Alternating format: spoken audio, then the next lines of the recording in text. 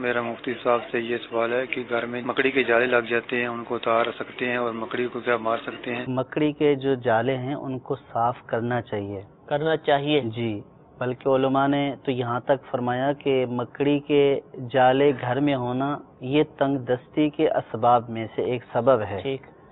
تو اس لیے ان کو صاف کرنا چاہیے۔ اور جہاں تک مکڑی کو مارنے کا تعلق ہے تو اگر مکڑی سے کوئی ضرر نہیں ہے تو اس کو نہ مارا جائے، صحیح، اور اگر مکڑی سے کسی قسم کا کوئی ضرر ہے تو پھر اس کو مار بھی سکتے ہیں۔ ٹھیک۔ اور یہ جو کنسیپٹ لوگوں میں پایا جاتا ہے کہ اس نے بعض لوگوں کو تو یہ سنا کہ مدد کی تھی، مکڑی نے مدد کی تھی تو اس وجہ سے اس کے جالے نہیں اتارنے چاہیے، یہ الفاظ کہنا، یہ کنسیپٹ رکھنا، وہ تو ٹھیک ہے ایک اعتبار سے کہ مکڑی نے جالا بنایا تھا، ٹھیک ہے، لیکن ہر چیز جو اس طرح کی ہو وہ اس کا گھر میں ہونا بھی ضروری ہو یا وہ اس کو خیر و برکت کا سبب جانا جائے،